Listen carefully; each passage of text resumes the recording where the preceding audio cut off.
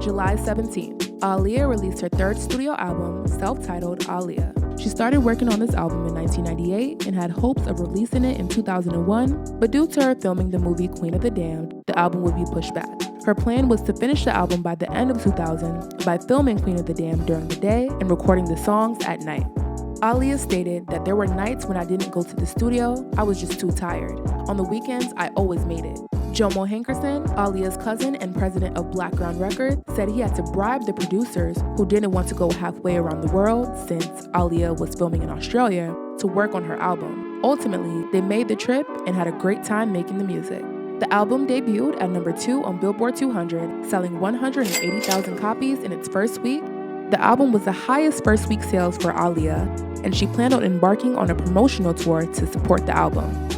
Also on July 17th, Foxy Brown releases her third studio album, Broken Silence, that debuted on number 5 on Billboard 200, selling 131,000 copies in its first week. The album was an effortless and compatible fusion of Foxy's hardcore New York style and her West Indian roots. With dancehall breaking out of reggae shadow since the early 90s, it would be long before Foxy tapped into the genre. At the time, she was dating dancehall artist Spraga Benz and collaborated with him for the lead single, Oh Yeah. The single is one of Foxy's signature songs, but it received very little airplay. At the time, her label wanted to push more hip-hop singles, while Foxy was more interested in exploring hip-hop dancehall. For the third single, her label wanted to release Candy featuring Khalees, but Foxy refused. Instead, she wanted to release the dancehall hip-hop track titled Tables Will Turn featuring Baby Sham. The album went on to sell 550,000 copies in the US. July 19th. ODB is sentenced to 2 to 4 years in prison for a drug possession. July 24th. NSYNC releases their third studio album, Celebrity. The album debuted at number 1 on Billboard 200, selling 1.8 million copies in its first week. August 3rd. Whitney Houston signs the largest contract in history with Arista Records, a 6-album deal worth over $100 million. Also on August 3rd, Princess Diaries is released and it was an unexpected commercial success. With a budget of $26 million, the film earned $23.2 million on its opening weekend. Analysts originally estimated that the film would earn between $13 million and $15 million, but the film went on to gross $165 million worldwide. August 6th. Suge Knight is released from prison after serving 5 years of a 9-year sentence for a parole violation. August 7th. Aaron Carter makes a comeback with his third studio album, Oh Aaron. The album peaked at number 7 on Billboard 200 and went on to go platinum, selling over 1 million copies. August 8th. Actors Tom Cruise and Nicole Kidman divorce. August 10th. American Pie 2 is released, opening at number 1 in box office with $45 million in sales and earning $286.7 million overall. Following behind was Rush Hour 2, which was previously number 1 with an opening week sales of $67.4 million at the box office. Fun fact about Rush Hour 2, the prop master of the film created $1 trillion in fake money to be used as props on the film. The money looks so realistic that many of the extras on the film helped themselves to some of the money and even attempted to spend it outside of production, which led to all the fake money being confiscated and destroyed by the U.S. Secret Service. August 14th, Maxwell releases his third studio album, Now, debuting at number 1 on the Billboard 200, selling 296,000 copies in its opening week. 2 of the 3 singles on the album chart on the Hot 100, Lifetime that peaked at number 22, and This Woman's Work that peaked at number 58. The album went on to sell over 1 million copies in the United States.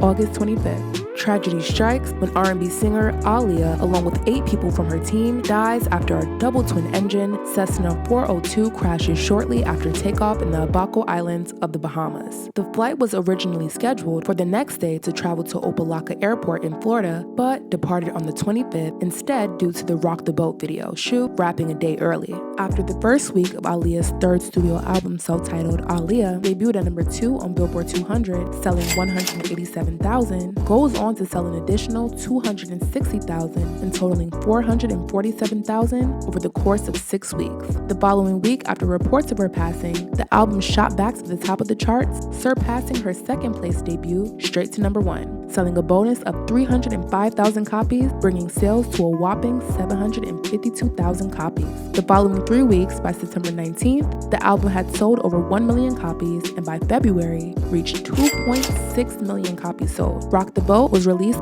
The single peaked at number 14 on Billboard's Hot 100. The single was also nominated for Best Female R&B Vocal Performance at the Grammy Awards in 2002, as well as Best R&B Video at the 2002 VMAs. On September 4th, the single For More Than a Woman was released, peaking at number 25 on Billboard's Hot 100. The single was also nominated for Best Female R&B Vocal Performance at the Grammy Awards in 2003. August 28th. Mary J. Blige releases her 5th studio album titled No More Drama that debuted at number 2 on Billboard's 200, right behind Aaliyah's self-titled album. The album sold 294,000 copies in its first week, being Mary's highest debut week at the time. The lead single, Family Affair, peaked at number 1 on the Hot 100, also topping the Hot R&B and hip-hop songs, U.S. Mainstream Top 40, and the U.S. Rhythmic Chart. The follow-up single, titled No More Drama, peaked at number 15 on the Hot 100, while the third single, Dance For Me, only met success internationally. The fourth single, titled Rainy Days, featuring Ja Rule, peaked at number 12 on the Hot 100. The album received 2 Grammy nominations for Best R&B Album and Best Female R&B Vocal Performance for Family Affair at the 2002 Grammys. The album will go on to sell over 3 million copies in the United States. August 31st. Jeepers Creepers is released in theaters, and despite mixed reviews, the film was still a commercial success. Jeepers Creepers had a budget of $10 million and earned $15.8 million in its first 4 days, going on to earn over $59.4 million worldwide. September 6th. Britney Spears performs I'm a Slave for You at the 2001 MTV Video Music Awards with the live albino Burmese python on her shoulders. Although many would label this moment as one of the most iconic moments in pop culture history, there was a great amount of criticism for the animal rights organization PETA. But who's to say the snake wasn't living his best life on that stage? September 7th. The Michael Jackson 30th Anniversary Special Tribute Concert is held at Madison Square Garden in New York City with performances by Maya, Usher, Monica, Whitney Houston, Gloria Estefan, Destiny's Child, Gladys Knight, Elizabeth Taylor, and more. September 10th. Blink-182 starts shooting a music video for Stay Together for the Kids, featuring the band playing in a derelict house. When they try to finish the music video the following day, the 9/11 attacks on the World Trade Center would occur, and the band would decide to shoot a different video for the song. September 11th. The country comes to a standstill when terrorist attacks are made on the World Trade Center. The result of this led to cancellations and postponement of many musical events, as well as many commercial flights, as a very ominous and somber mood spreads across the country and in the world. Both MTV and VH1 would suspend their regular programming to carry a new special from CBS. Albums released on September 11th, The Blueprint by Jay-Z, which debuted at number 1 on the Billboard 200, sold over 427,000 copies in its first week.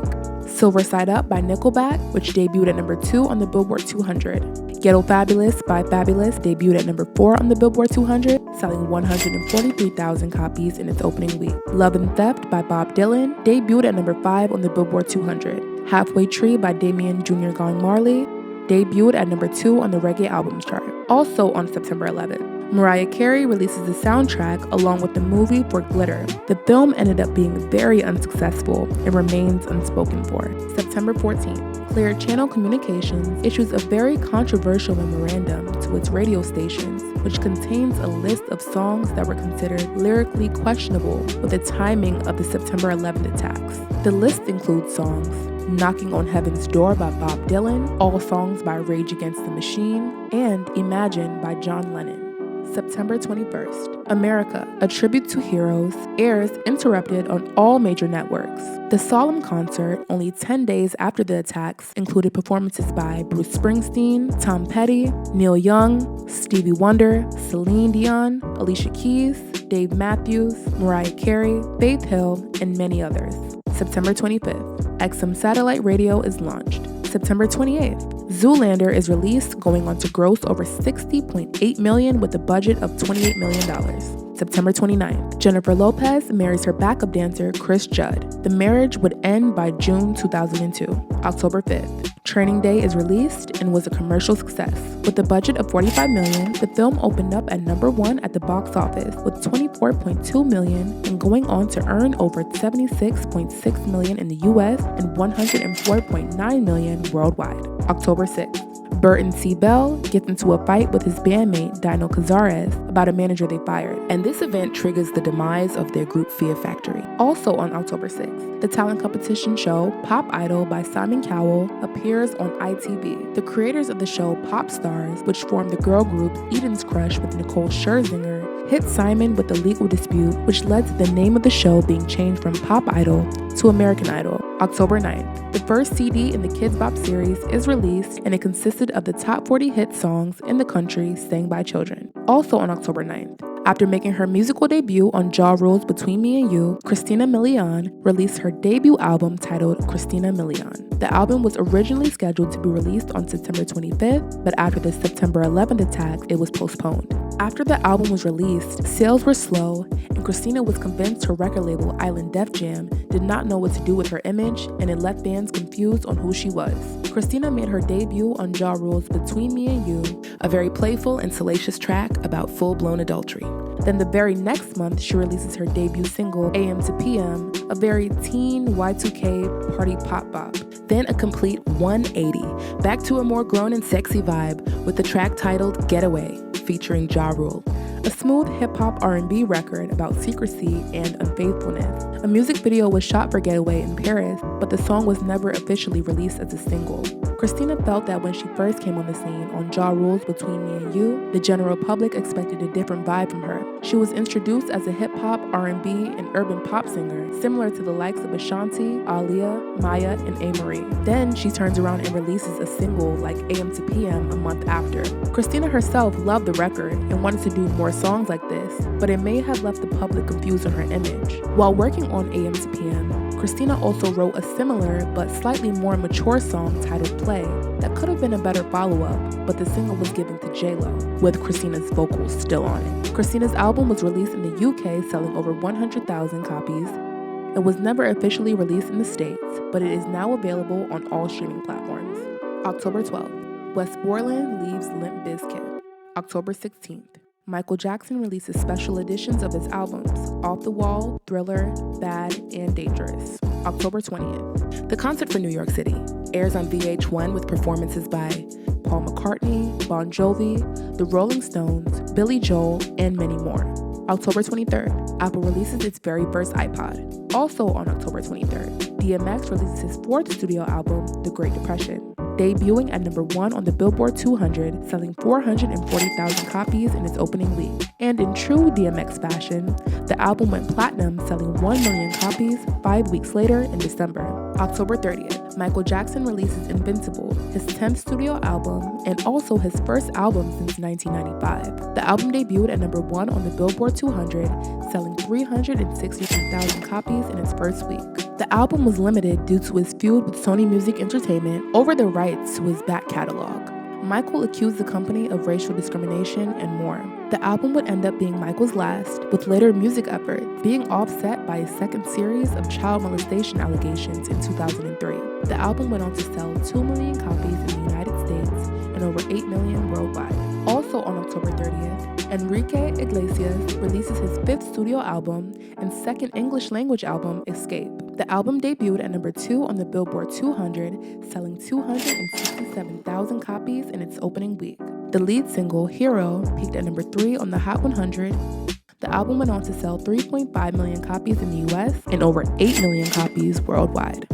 Fun fact about Enrique's music video for Hero. Jennifer Love Hewitt revealed in an interview with ET Retrospective that, quote, "The craziest thing about that video shoot that I don't know if people know is that Enrique and Aaliyah were close friends," she said. And the night that we filmed that video was the night that she passed. And so Enrique had to film that.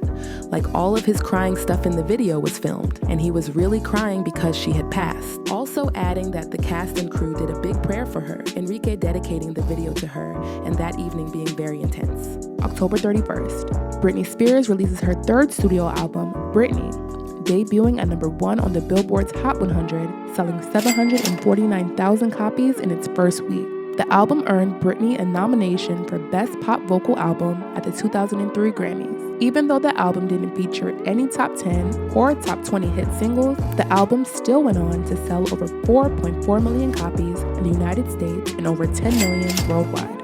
November 1st, Britney Spears kicks off her Dream Within a Dream tour to promote her third album, Britney. The tour was a commercial success, grossing over $43.7 million. November 2nd, Monster Inc. hits theaters, earning $17.8 million in its first day and $26.9 million the following day. The film had a budget of $115 million and went on to gross over $577 million worldwide. November 4th, Harry Potter and the Sorcerer's Stone opened at number 1, earning $32.3 million on the very first day, breaking the single-day record that was previously held by Star Wars Episode 1, The Phantom Menace. On the second day, the film earned an additional $33.5 million, leading up to a $90.3 million opening weekend. Harry Potter and the Sorcerer's Stone went on to gather over $1.17 billion worldwide. November 6th, the soundtrack album of the Nickelodeon movie Jimmy Neutron, Boy Genius is released, and Faith Evans released her third studio album, Faithfully. The album peaked at number 14 on the Billboard 200, selling 101,000 copies in its opening week, with 3 singles charting on Billboard's Hot 100. You Get No Love at number 38, I Love You at number 14, and Burning Up at number 60. The album would go on to pass its gold certification, selling 834,000 copies in the United States. November 13th, Shakira finally crosses over the English-speaking market with her album Laundry Service. This album being her first English-language album and 5th in Spanish after her 4th album met great success internationally in Latin America, Spain, and the Middle East. Gloria Estefan encouraged Shakira to record music in English because she believed she had a massive crossover appeal. And after learning English well enough, Shakira began writing songs. Laundry Service debuted at number 2 on the Billboard 200, selling 200,000 in its opening week. The lead single, Whenever, Wherever, peaked at number 6 on the Hot 100, selling 2 million copies in the United States. The single sold over 8.5 million worldwide, hitting number 1 in 18 countries. In just less than a month of its release, Laundry Service went platinum, selling over 1 million copies, and 6 months later, the album was triple platinum and has currently sold 3.5 million copies in the United States. Within a year of its release, the album sold over 10 million copies worldwide. November 27th, Busta Rhymes releases his 5th studio album, Genesis, that debuted at number 7 on the Billboard 200, selling 185,000 copies in its opening week. The 4th single, Pass the Crevassier, Part 2, was the most popular track on the album, peaking at number 11 on the Hot 100. The album would go on to sell 1 million copies in the United States. Also on November 27th, Ludacris releases his sophomore album, Word of Mouth, that debuted at number 3 on the Billboard 200, selling 281,000 in its opening week. All 4 singles from the album performed well on the Hot 100, all charting on the top 25. Area Codes peaking at number 24, Roll Out, My Business at number 17, Saturday, Ooh Ooh at number 22, and Move Bitch peaking at number 10. The album went on to sell 3.6 million copies in the United States. December 7th. Ocean's 11 opens its weekend with $38.1 million with a budget of $85 million. The film would go on to gross over $267.3 million in the United States and $450.7 million worldwide. December 12th. Nirvana members Chris Novoselic and Dave Grohl sues Courtney Love in efforts to prevent her from board controlling the management of the band affairs, calling her irrational, mercurial, self-centered, inconsistent, and unpredictable. The legal battle over the band's legacy blocked the release of a planned Nirvana box set containing the unreleased track You Know You're Right. December 18th. Lil Bow Wow releases his sophomore album, Doggy Bag, debuting at number 11 on the Billboard 200, selling 320,000 copies in its first week, going on to sell 1.1 million copies in the United States.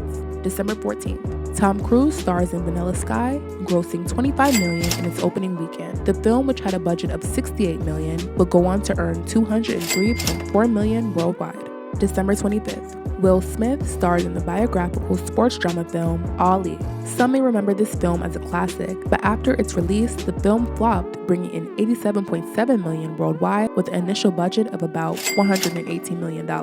Due to high marketing and production costs, the film cost Columbia Pictures about $100 million. The film's failure was partially due to its heavy competition of Lord of the Rings, The Fellowship of the Ring Begins, released on the same day. Groups that were formed in 2001, Cool and Dre, Fall Out Boy, and TG4. Maroon 5 was reformed in 2001. They previously were in a high school rock band called Kara's Flowers. One day they were discovered by a producer playing at a Malibu beach party. That led to them getting a deal with Reprise Records, later releasing an album titled The Fourth Wall.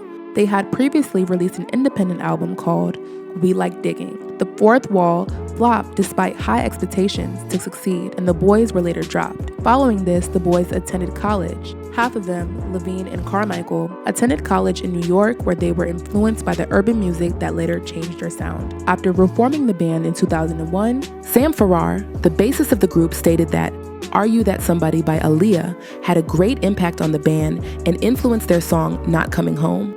They were later signed, changed their name to Maroon 5, and took the world by storm. Groups that disbanded: Aqua, best known for the song Barbie Girl; All Saints, Before Dark; supergroup Cash Money Millionaires, which consisted of Big Timers, Birdman, and Manny Fresh and Hot Boys; Groove Theory, Total, and Escape. That's it for 2001. What were your favorite moments of the year? What moments did we miss? Let us know in the comments below. We'll catch y'all next time.